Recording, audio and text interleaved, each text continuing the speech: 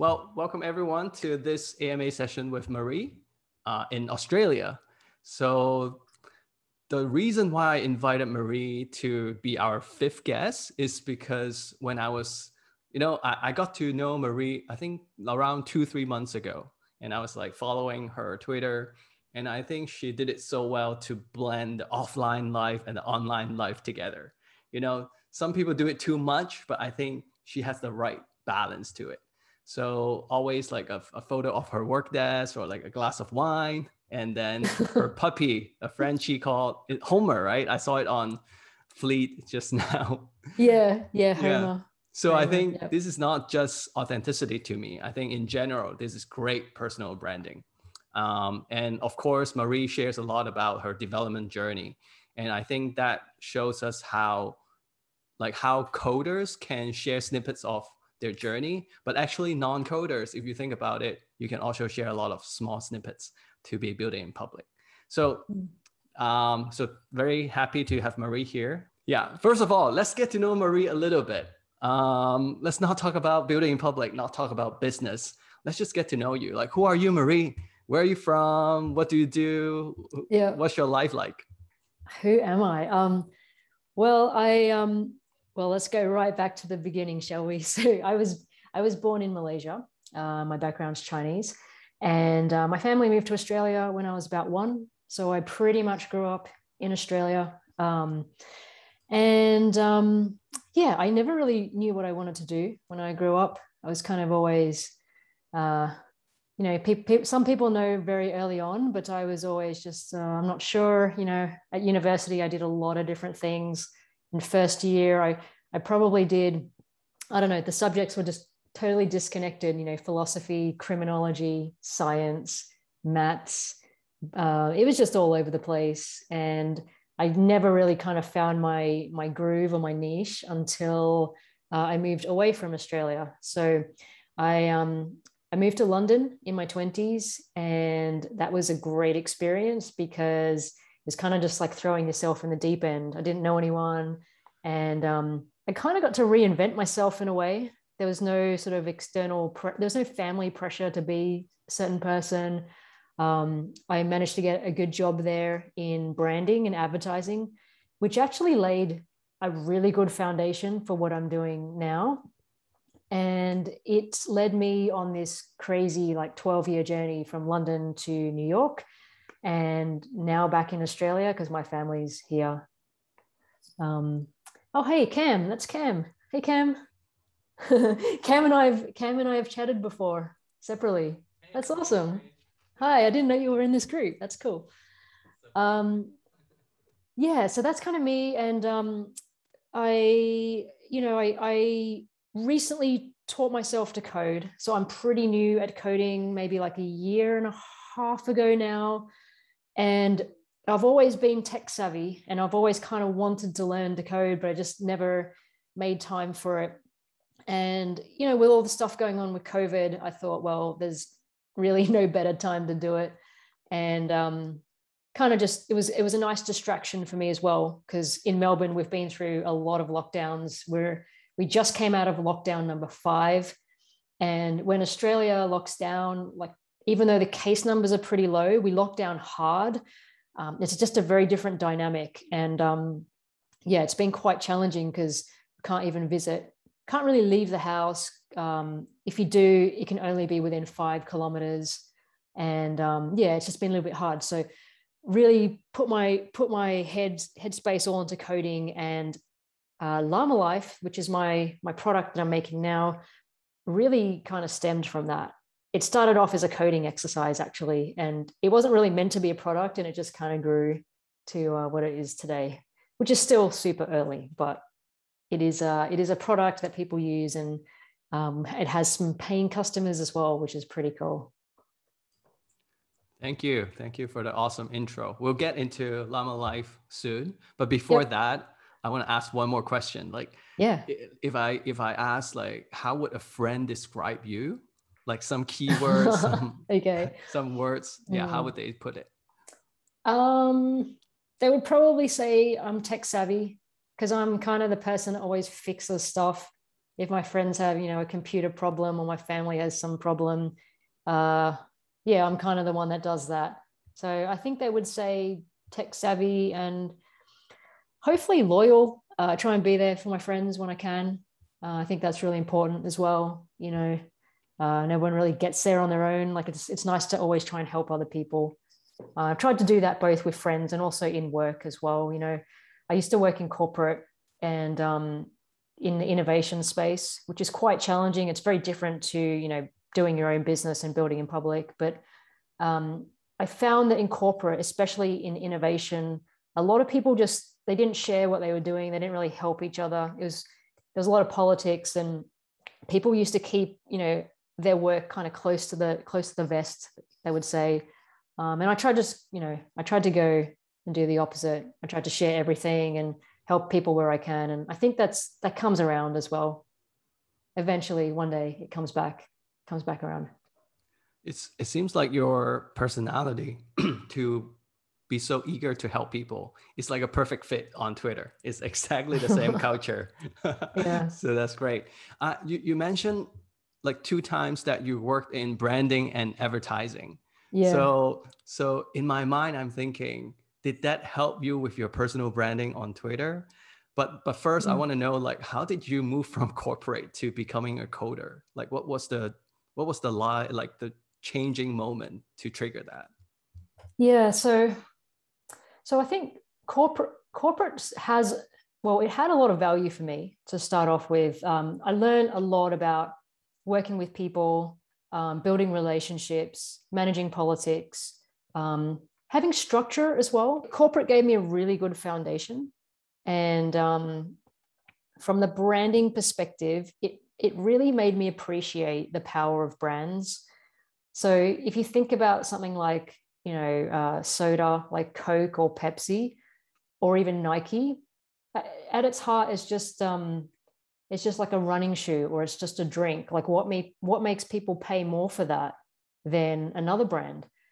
And the interesting thing I learned was that, brands just exist in our minds, like the minds of the consumer. They don't really exist outside of that. It's something that we have ascribed like value to, and we associate different things with that brand. Like Nike, when you think of Nike, you kind of think of successful athletes. And that's kind of what you're paying for. Obviously, the shoe has to be really functional and live up to what they say it's going to do, but you're kind of paying for that extra little bit. And like, what is that? So that got me really intrigued about brands. And it kind of made me put a bit more emphasis on it when I built Llama Life as well. So Llama Life, the transition from corporate into what I'm doing now, it kind of happened over several years. So I first transferred into an innovation team within corporate. And from there, I just discovered that I really like making new products and working on, new areas. And one day, my learning kind of just stopped. Like, how you always have like a learning curve. In corporate, my learning curve just started to flatten out, and I just felt like I wasn't really moving forward. So I decided to take a chance and leave. And I actually did a few startups before this. And there were 4 in total, but there was probably like 20 ideas or something that half launched or maybe even didn't launch. And I just kind of really got that bug of, wanting to try different things. But when I did those previous startups, I wasn't coding. I was more like the product person or the business person, marketing person. And this time around, I really wanted to do the development side as well. And that's kind of how Llama Life started. It was really just to test my own skills and see if I could actually make something from the stuff that I'd learned. I have like 1,000 questions. Maybe Okay. Can we start with the 4 to 20 ideas that you had and how so I think you clarified like a lot of it was for attaining new skills and probably more around the dev side. But like, how did you navigate the 4 to 20? Did you code all 4 of them? Oh yeah, good question.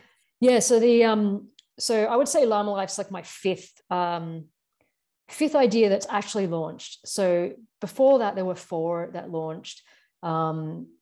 And then like the 20 before that were just kind of random ideas, small MVPs. But the 4 of them that launched before Llama Life, so I didn't do any coding. There were a number of different ways I approached it. So they were all sort of software related products. The first one, I outsourced development. So I was working with some developers in China and India. And that was a really interesting experience. I still managed to get a product out, but it took there was a lot of micromanagement. And I guess you have to understand that they're not that invested in your product. They're kind of doing it as a freelance job. And for them, it's very much kind of, I'll work 20 hours and then you pay me for 20 hours. So there was a lot of, it was a very different dynamic. And I would say it's still possible to get a product out that way, but you end up spending time, you kind of think, well, it'd be nice because they're going to develop the product while I'm sleeping and I'll wake up and it's there, but that's not really the reality. You spend time in other ways, like sort of managing them and managing their workflow. The second and third one, I actually had a co-founder who did development. So that was nice. We kind of it was a nice complementary skills. So he didn't know much about branding and advertising, marketing, but he was really good at software development. So we kind of teamed up. Marie, can you talk a little bit about, out of the 20, why did you decide to work on these 4? Yeah, good question. So, well, I do believe there's something about founder product fit. Like we talk a lot about product market fit, but I think there's founder product fit as well. And Llama Life's probably the best example of that for me. So Llama Life it's essentially a to-do list that is really geared toward helping you increase focus. So not just making lists, but actually powering through a list and focusing on what you have to do. And for me, it's actually quite a personal problem because I was diagnosed with ADHD about 10 years ago. So ever since then, I've been kind of obsessed on this idea of, how can you increase focus? How can you kind of get the most out of your workday? And I've just been trying to solve that for myself. And it's actually the second time, it's my second attempt at this problem. So for me, it's very much a founder product fit, if you like, or founder problem fit. I just naturally kept coming back to it. So I thought, well, since it started to get a bit of traction on Twitter as well, that I'll just double down on that because it's an area that I'm passionate about, I'm interested in. And I think a lot of the time people stop businesses. There's kind of 2 main reasons. One is money, like you might run out of money, but the other reason is just, your own personal motivation. And that's kind of what happened with the previous businesses for me. I was interested at the beginning, but I kind of lost a bit of motivation and as we went along. And so did my co-founder, to be honest. We both got to a point where we were like, well, do we really, really want to be doing this for the next 5 to 10 years? And we both answered no. So we stopped. So that's why I think, with Llama Life, it's something that I'm happy to work on for a long time. And I don't think I'll ever stop thinking about this problem. So it was just a really good fit for me. It made a lot of sense, right? Most founders, they don't stick to their first idea. Like it takes a few runs to find that thing that really stick to your heart, that you want to work on for a long time. Yeah. And oh my God, my first idea, it was kind of like my baby and I was so protective of it. And it took me a lot longer to make decisions on it. Whereas when I got to my second, third, fourth idea, I don't know, I think that's with everything in life. Like if you're doing it for the second or third time, like you're just more confident. And I was just a lot more detached from it as well, in a good way. Like obviously I still cared about it, but I was less detached when something bad happened. And it's really hard to do. And it's still challenging for me, but because I've seen stuff like this happen before, I'm a little bit better with dealing with it now. But the first time I was like, oh my God, it was everything was so personal, when things didn't go right. And Oh, it's just so emotionally draining when that happens. So let's talk about Llama Life a little bit, Yeah. and connect to the topic audience building. So I know that your tool is actually a perfect fit for indie hackers because they keep Mm, them disciplined, right? They're yeah. working by themselves, and your tool can help them Yeah. focus on the task on hands. So Yep. did you start with the product idea, or did you start with the audience of indie hackers and then you somehow connected the ideas to these people around you? Yeah. So where did it start? So it really started with me because I was originally just making this for myself. And like I said, I actually, this is the second attempt at this product. The first attempt was about 5 years ago, and it was very similar. It was a list and it had a timer for every task. So it's exactly the same mechanic at heart. The difference is that last time it was a very functional product.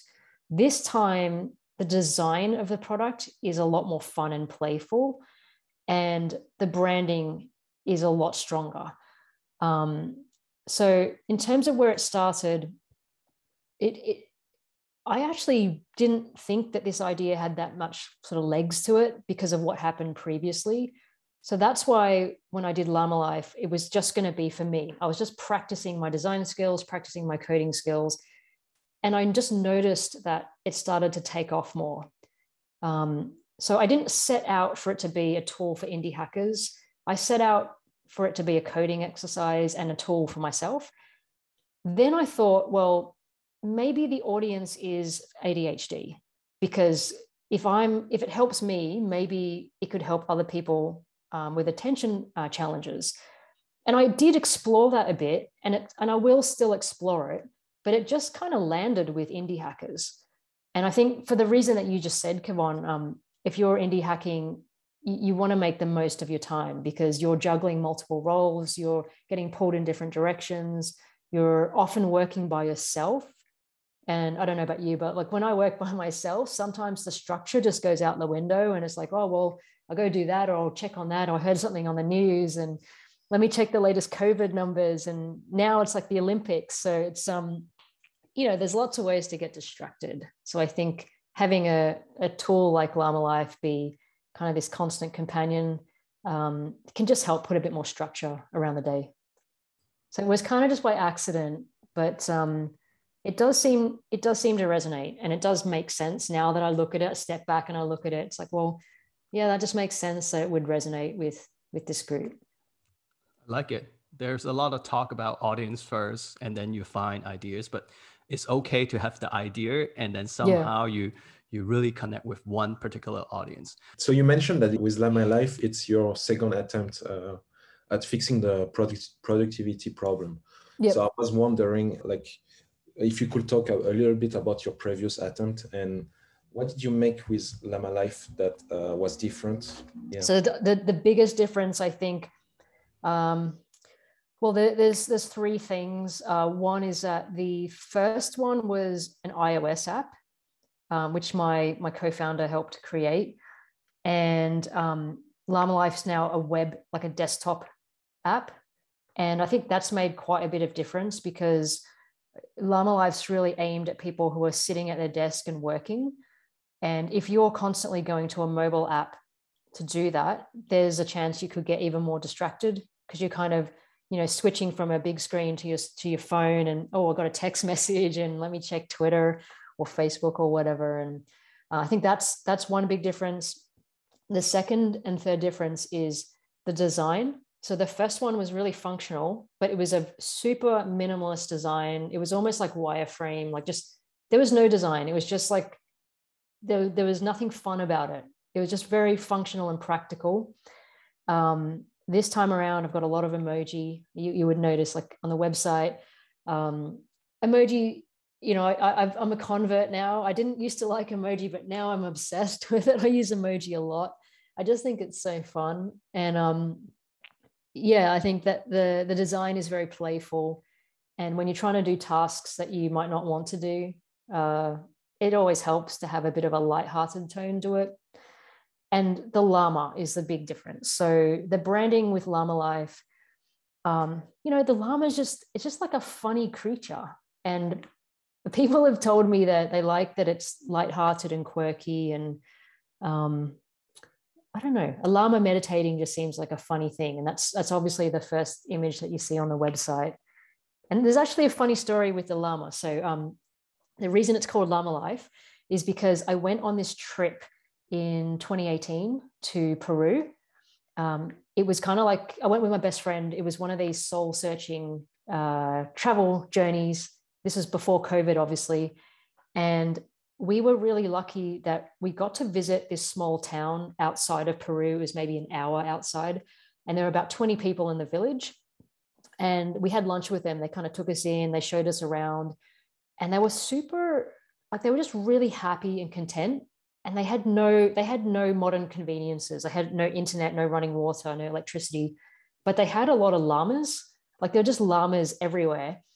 And the llamas were actually their livelihood as well. So they were using the wool off the back, and they were making like sweaters and beanies and like little bracelets to sell to people. So when I was thinking about a name for this tool, I wanted to kind of replicate, that feeling of being calm and content, and just, working through your crazy to-do list, but feeling calm at the same time. And yeah, it was a very quick decision. Like, I didn't spend a lot of time on it. Just suddenly, I was just like, oh, I'll just call it Llama. And that stuck. Actually, it used to be called just Llama. And then people on Twitter started saying Llama Life. So it just became Llama Life. Just based on the fact that people were calling it that. It was really bizarre. But yeah, I've had a lot of people just create stuff on Twitter, like they're mocking up physical products using the brand. And people like are coining these phrases like, I want to live the llama life, which is really just bizarre, because there's this weird connection that people have with the brand that I just didn't see before. And especially when you're talking about a productivity tool or any tool that can be a little bit commoditized, I think it's really important to have that extra something, right? So you can have a functional product, but if you can have an emotional connection with people through the brand and through some kind of lifestyle aspiration, which seems to be Llama Life showing signs of that, I think that's what makes it a little bit special. So that's the biggest difference. It's the branding, it's the design, and it's also just the like the medium. So, an app versus a web-based or desktop tool. But yeah, it was quite surprising to me. I didn't expect for that to happen. It kind of just it's still early days, obviously, but it has got something different to what I saw before. So that's kind of what got me excited, and that's what has made me double down on that. Like, I'm working on it full time now, and yeah, we'll see where it goes. You were doing the same, like in terms of sharing, on your product or marketing on Twitter. Oh, yeah. No. I joined Twitter, and I think I have to check my profile, but I think it was like super early. It was when it started, like maybe 2009, maybe, I'm guessing. But I never really used it until maybe a year ago. And I think the experience now on Twitter, I love Twitter now. I'm a little bit, even if I'm not posting all the time, like, I'm always checking it. It's probably not a good thing, but I'm always checking it because I love to see what other people are doing. And for me, it really helps to have people around me that are in a similar space or are motivated in similar ways. Like, that really gets me going, like from an accountability perspective. And just following other people's journey, it just makes it feel a little bit more normal, if that makes sense. Like, I'm not sure about you guys, but so my family still don't understand what I do. Like, what do you mean you're like on, building in public, or you're working on this product? Like, how is that a job, kind of? And I think when I'm on Twitter and I'm seeing everyone else tweeting and doing similar things, it just makes it feel more normal for me. And I just like that feeling, everyone's got a common goal. They're all trying to build something that's useful to people and make a living off it. And that's really motivating for me.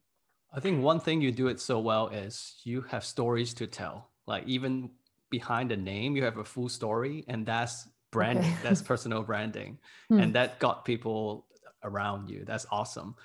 Can you share kind of like how you've thought about it or approached it in terms of the sustainability, like the financial support, about how you did it? Was it just you saved a bunch of money and you said, I gave myself X number of years with this, or it's you do it and you do something else at the side, and how do you make that trade-off between kind of like getting, as you said, full-time? Like, what was the arc in your framework for thinking through it?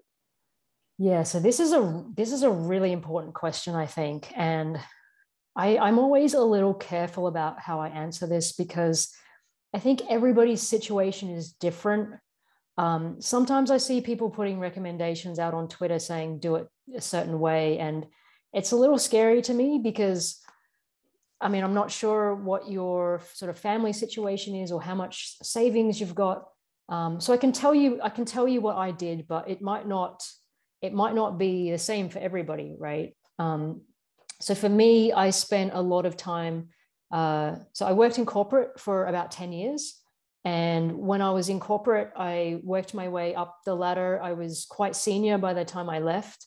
So I was getting a pretty decent paycheck. And I don't have kids at the moment. So obviously kids are very expensive. I do want to have kids one day, but I don't have them at the moment. So the only person I really need to support financially is myself and my dog Homer. But I managed to save up a lot when I was at corporate, and I don't really have an extravagant lifestyle. I don't spend a ton of money on things. I don't feel lack in any way. Like if there's something I really want, I'll probably go and get it. But I don't really splurge on stuff. I don't have fancy tastes. So I think my cost of living is pretty low. And because of that, I managed to save quite a bit of money. So when I left my corporate gig, I had originally set 1 year. I kind of took a year off. This is for the most recent attempt with Llama Life. The plan was to take a year off and do that. Because of COVID, it got extended a little bit. So I did go past, I set a deadline. I kind of looked at my finances and said, this is the point where if I can't get anything working, I will try and go back to work, get another corporate job. I did pass that deadline, which is not great. You should always try and stick to that. But COVID kind of got in the way, and it was kind of hard to get a job as well. So I was like, okay, well, I'll keep going a little bit further. And to be honest, so Llama Life has brought in some revenue, but if I was relying on that alone, I wouldn't be able to survive. I was quite lucky. So what happened was, this only just happened a few months ago, 2 months ago, I think. What are we in now? July. Yeah, this happened in May, end of May. I had a lifetime deal special on Llama Life, and I put it on Twitter, and some of you might have seen it. It was really funny because I didn't expect that to do anything. I just wanted to take that lifetime deal away, because I thought, it's been around for a while. Lifetime deal is good to get a little bit of cash up front, but it's not sustainable. So in my mind, I just woke up that morning and I was like, I'm going to take this lifetime deal away, but I better tell everybody that I'm going to take it away. So I put up a tweet that said, yeah, this lifetime deal is going to go away in 24 hours. And then I just closed Twitter and I just kept going. And then all of a sudden, my phone is blowing up, and I start getting all these Stripe notifications because people started sharing it. And what happened was, somebody from this accelerator program called Launch, that's why I've got this background. I'm part of this accelerator program now. They saw it and they downloaded Llama Life. They bought it from the lifetime deal. And what happened was they really liked it. They DM'd me and they said, hey, we like what you're doing. We can see that you're bootstrapping. Have you ever thought about raising money for it? And I replied saying, I wasn't going to. I was trying to kind of bootstrap it, but I'm happy to have a chat and see what happens. And I'm very much the sort of person where I just like going with the flow. So if something like that comes up, you know, maybe it was meant to come up. I don't know. And I just like to look at it as an opportunity. And it just seemed so serendipitous that it happened. And we had a couple of conversations, and then they decided to invest 100K. So I have got 100K investment now in that. Obviously, I had to give up some of the company to get that. But that is what has allowed me to continue working on it full time. And that's why I think this is such an important question, because sometimes like these details are missed, right? Like people could look at it on the surface and go, well, how are you able to do this? Well, it's because of a combination of things. One is all the savings. Another is that, you know, my lifestyle is pretty low cost. I don't have a lot of people to support, and all the risk I'm taking is on myself. It's not on a family. And on top of that, this crazy thing happened with the investment. So all those three things together has enabled me to do this. But without going into it in detail like this, people don't see that. And I think that's when it gets a little dangerous. But yeah, I think it's a great question. I hope that sort of answers it. You've basically answered half of my question already.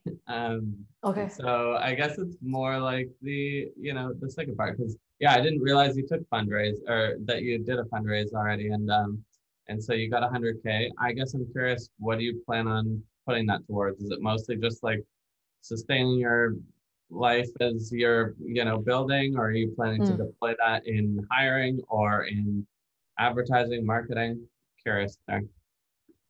Yeah. So the question is, what am I going to do with 100K? Yeah. So a lot of it right now, it's really just, so they don't dictate what you can do with it. Obviously it needs to be used to build the business. But right now I'm actually just using it to pay myself a salary. So what I did was I set up like Llama Life is set up as a company, and it has a separate business account. And then I obviously have my personal business account, my personal bank account. And I literally have kind of said, okay, well, here's the salary that I want to pay myself. And every 2 weeks, I just transfer the money from my business account to my personal account. And then I pay things like, so in Australia, we call it superannuation, but it's the same as like 401k. So I do all of that as well. So it's all official. I've even kind of written like a simple letter to say, Llama Life has offered me, Marie, a job of this salary, just so it's all on paper. It's only me still in the company, but it's a good idea to kind of have those things in order. So I'm just using it to pay myself a salary at the moment. And it's not like a really extravagant salary. It's just enough to keep me afloat. The goal is still to build Llama Life into a business where it's bringing in revenue and being sustainable on its own. But right now it's still super small. So I couldn't live off that alone. I do want to bring on someone to help a bit with marketing and maybe some community building, but I haven't fully decided that yet, because I think right now the brand is still very much around me. And if I step away from that, I'm not sort of intentionally being in it. I'm kind of just sharing what I'm doing as per normal. But if I got someone else to do that, I think it would lose a little bit of its, I just think it might lose a bit of its, like, what makes it special, as certainly at this early stage. So yeah, I'm sort of undecided. I do need a little bit of help, I think, because it's quite hard as one person to really grow it out. There's only so many hours in the day. But yeah, so the money's mostly just being used to support myself for the time being. But obviously that has a time limit on it, and it's not going to last forever. So yeah, still very much focused on building it into a sustainable business. Cool, thank you. All right, if anyone in the audience wants to work on Llama Life, please reach out to Marie. Yeah. So for Llama Life, being that it's a product that scratches your own itch, were there core principles that you were thinking about early on that you worked on, or did you let the product evolve based on user feedback? Interesting. So can you talk a bit more about what you mean by core principles? You mean like values, or like product, like what do you mean by that? a mixture of values, product features, maybe just, things about the, like the idea that that made you stick to it, right? Is that something that you worked on initially, or is it something like, oh, let me work on just these base functionalities and then I'll let, get user feedback from that, right? Yeah, I see what you mean.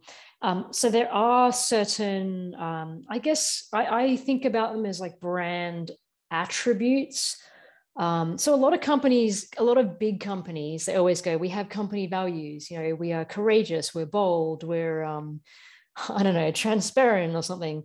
But for me, like those sort of values are like, they don't mean that much because every company has the same values, and they're never going to be negative values, but they don't really steer the product. So for Llama Life, I have what I call brand attributes. Like, what do I think this brand is meant to be doing?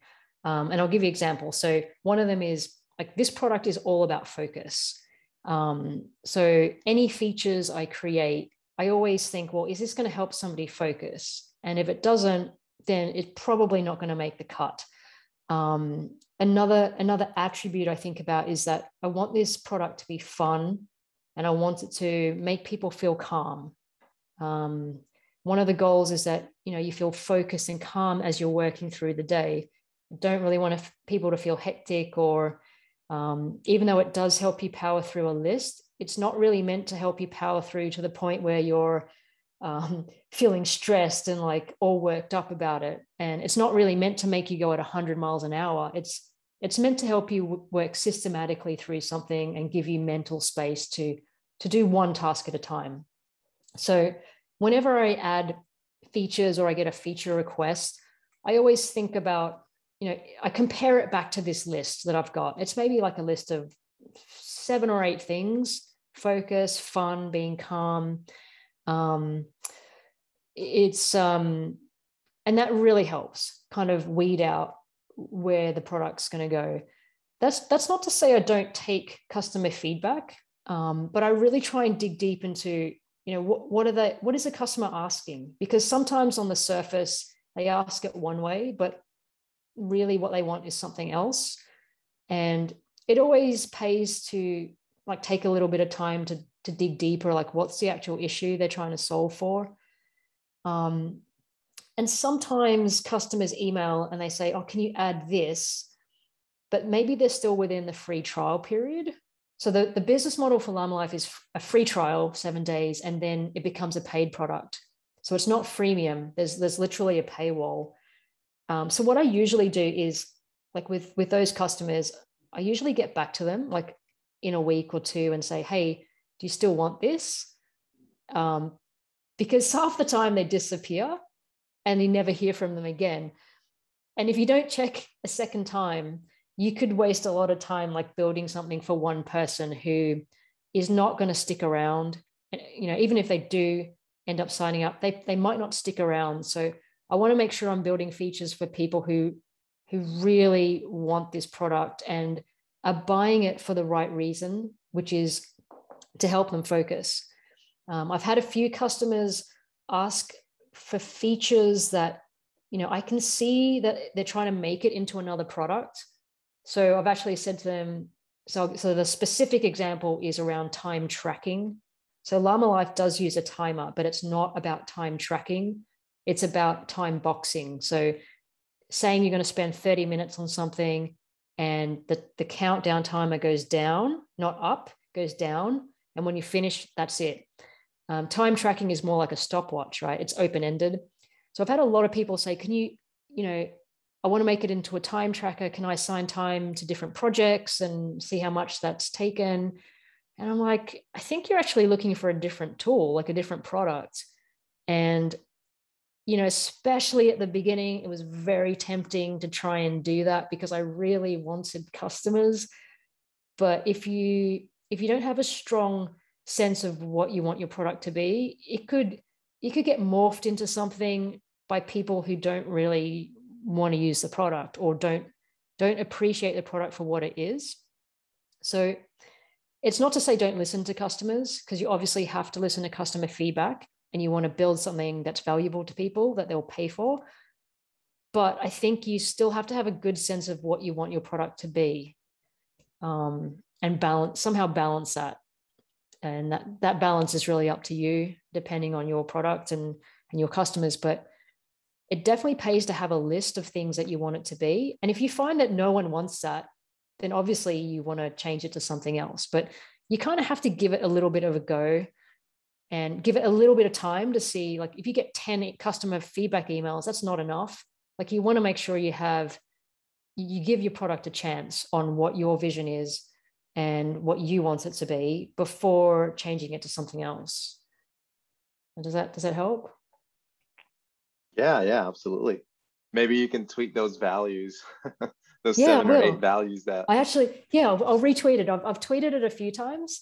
This is the thing with Twitter. Like the only downside is like sometimes, tweets get lost. Like you kind of tweet it and it goes down the timeline and then, never surfaces again. But I'll retweet it again. It's definitely worth doing because it saves you time as well. So, you can spend a bit of time up front thinking about it. And it's sort of, it can be ever changing. That's fine. But it just saves so much time because whenever I get a request email, I go, okay, well, let me look at this list. Does it fit? If it doesn't fit, like why, or what's the real problem? And then I can make a decision. And if I get 100 people asking for that same thing, maybe I'll do it. But it just, it saves a lot of headspace. Like you kind of every time going, oh, should I do this? It's almost like setting up rules for yourself and go, okay, if does it fit, check the rules. And then if it doesn't, that's it. And you'll find you move through it a lot quicker that way. And especially if you're building on your own, like you just, time that's the one thing you can't get more of, right? So you want to optimize for that. For sure. All right. Well, thanks. What you said is so good. I think customer and feedback are good for us, but it's also very dangerous at the same time. When you talked about your lifetime launch, how did you differentiate like who bought to support you because they've been following your journey, et cetera, to those who are going to actually stay on?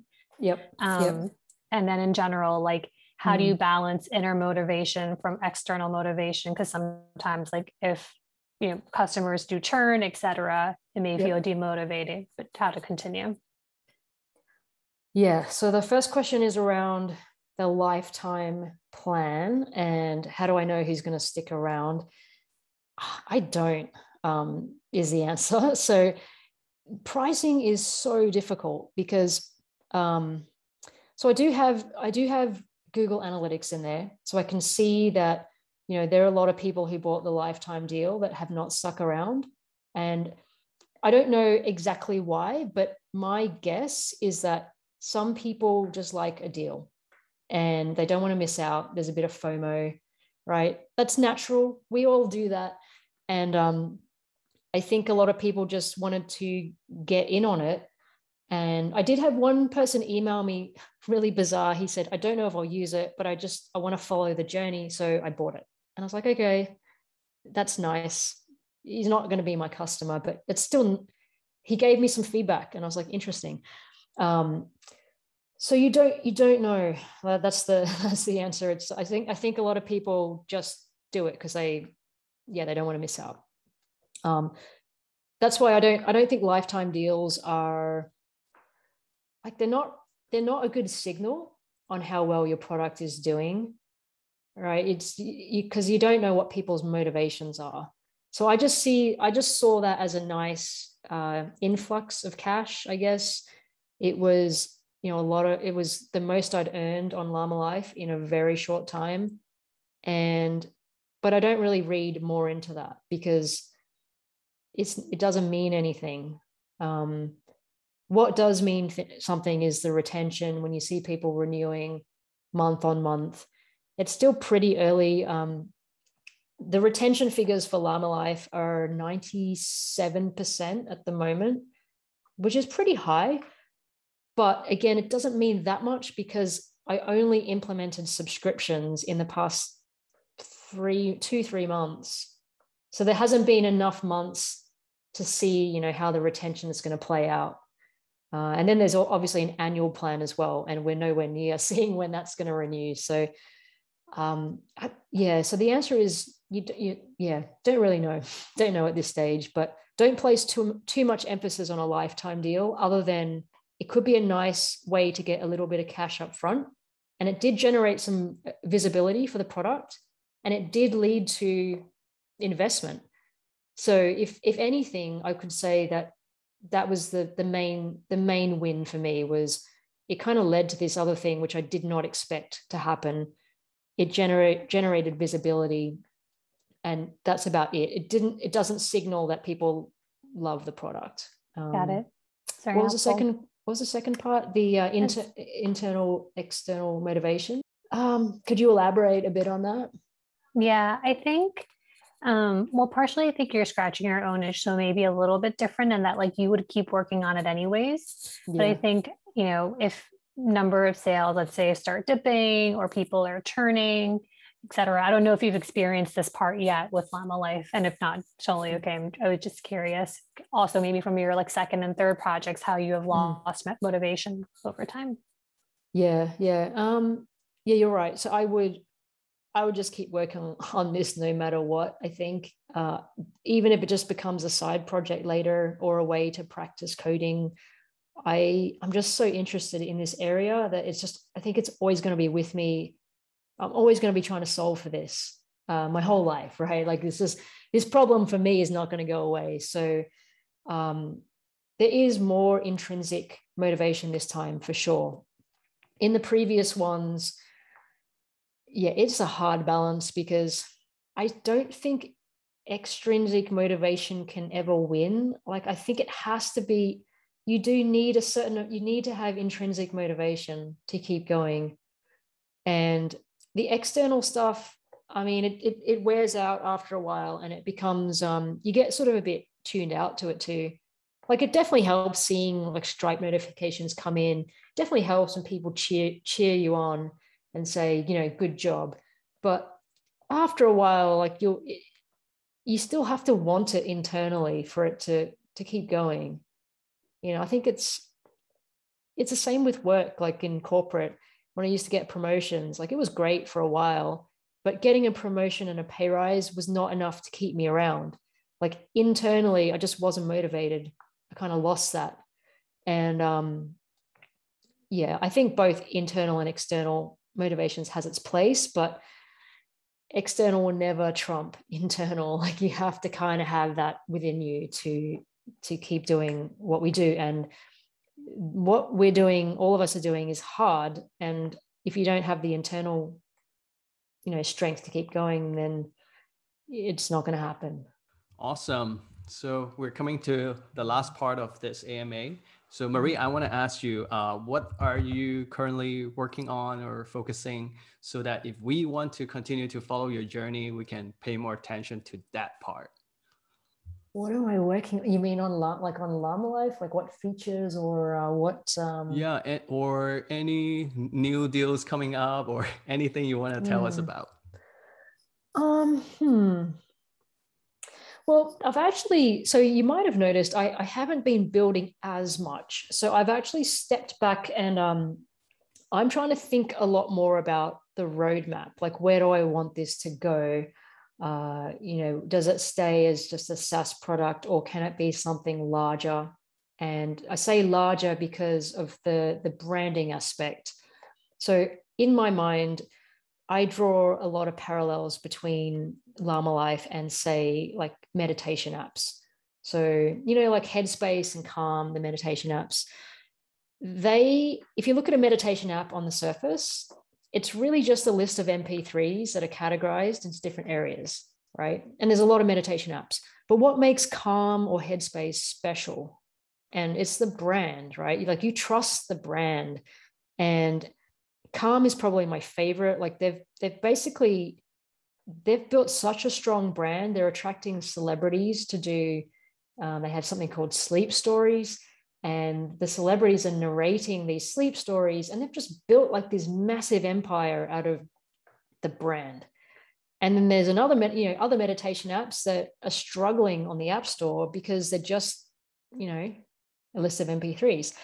So when I look at productivity, I kind of see it in the same way, because productivity apps it's a very crowded space. A lot of people are not loyal to one. They jump around from one to the other. So I've just been spending time thinking about where Llama Life fits into all of this and what else could I do to build a business? Like, is it just going to stay the SaaS product? Or, right now I'm thinking about physical products as well for the desk. And that's partly driven by customers because they've been mocking up these physical products. And I want to build a brand that is helping people like feel calm and focused. And whether that's through a SaaS product, the SaaS product will always be there, but whether it's through SaaS product or having like tools for the desk, like a notepad that's got Llama Life branding on it, a t-shirt, hat, I'm just trying to think of other ways that the business could expand at the moment. So that's why I haven't been building as much. I've been building more on the weekends, but during the week, like last couple of weeks, I've been spending time thinking about, I guess, more strategy, like where could this go? Like, what do I want to do with it? And if I do want to make it bigger, like, how does that happen? Because it can't happen with just me. Like, I would need to build a team. So that's why I said the marketing manager, community manager, is that something I would need to bring on to make this bigger? And, obviously with the end goal of it being sustainable and to support me as well beyond that 100K. So that's kind of what I've been doing. Nothing really, I guess look out for that. And I am still building. I love building. It's so much fun.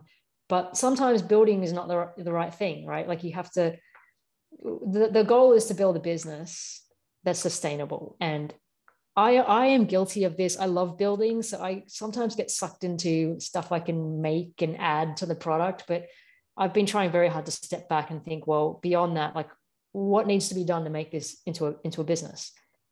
So yeah, that's kind of where it's at the moment.